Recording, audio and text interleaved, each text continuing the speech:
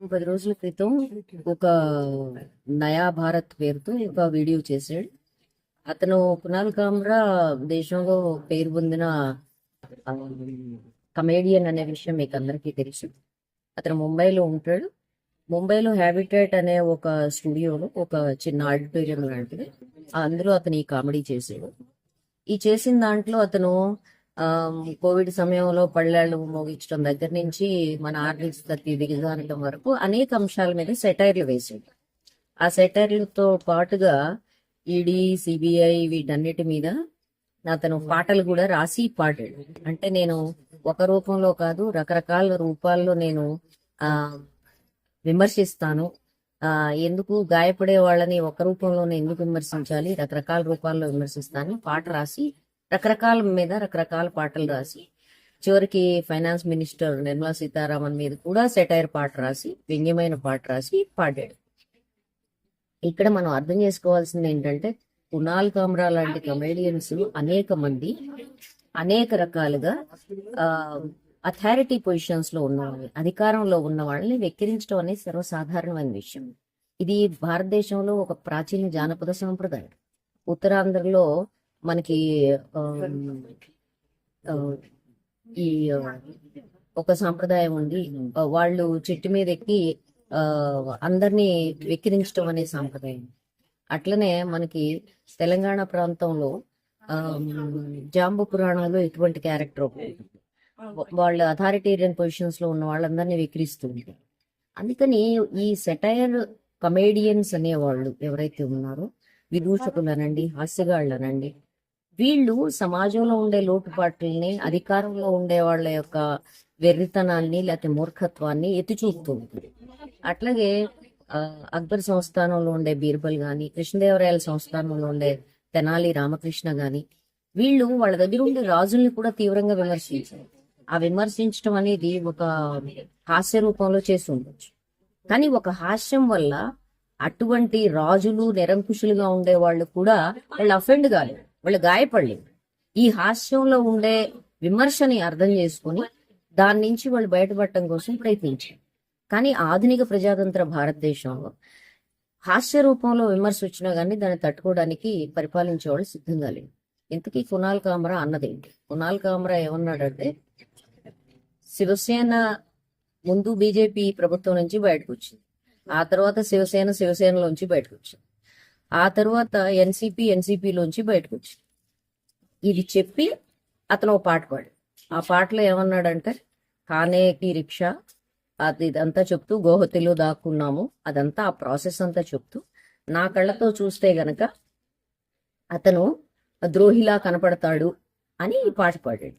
ఈ ద్రోహి అన్నందుకు క్షమాపణ చెప్పాలి అని, ఆ క్షమాపణ కూడా అడక్కముందే ఆ హ్యాబిటాట్ మీద దాడి చేసి మొత్తం హ్యాబిటాట్ కుర్చీలు అన్ని పగలగొట్టేశారు శివసేన కార్యకర్తలు.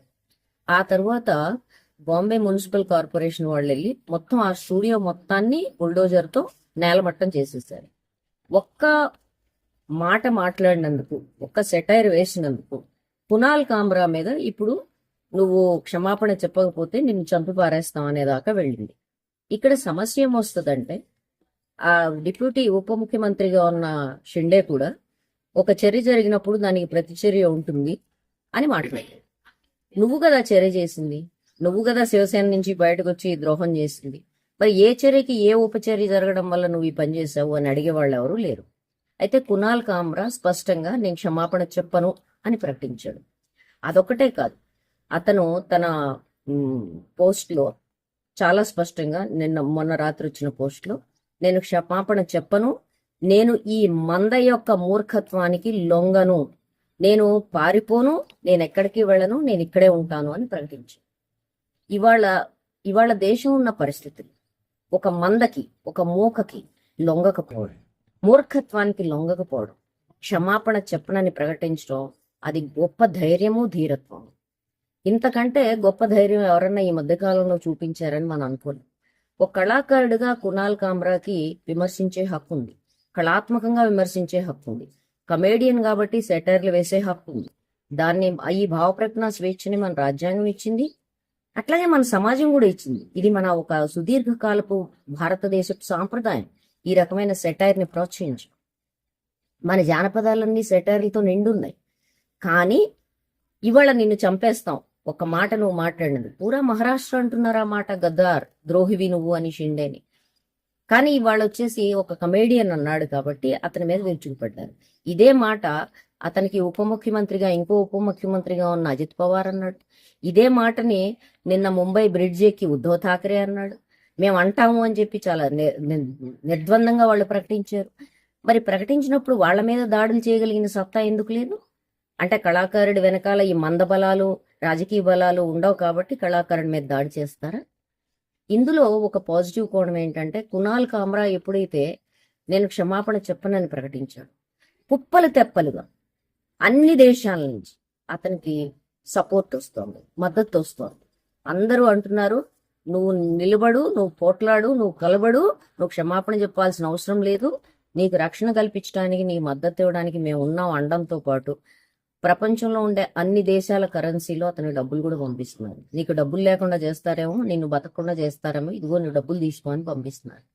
భారతదేశంలో కూడా కాస్త తలకాయ ఉన్న పత్రకారులందరూ, పత్రికాకారులందరూ, విలేకరులందరూ, కళాకారులందరూ కునాల్ కామ్రాకి బేషరతుగా మద్దతు ప్రకటిస్తున్నారు. అంతేకాకుండా అధికారంలో ఉండి ఈ రకమైన గూండా దాడులు చేసే అధికార మదాన్ని ప్రశ్నిస్తున్నారు. మిత్రులారా, కళాకారులారా, తెలుగు రాష్ట్రాల్లో ఉండే మనం, తెలుగు రాష్ట్రాల్లో హాస్యానికి, వ్యంగ్యానికి, సెటైర్కి మనం స్థానం కల్పించే మనం, మన గర్వమైన జానపద సాంప్రదాయాన్ని ముందుకు కొనసాగించే మనం తప్పనిసరిగా కునాల్ కామ్రాని సమర్థించాలి. కునాల్ కామ్రా ఎవరిని విమర్శించాడు, ఎవరి మీద సెటైర్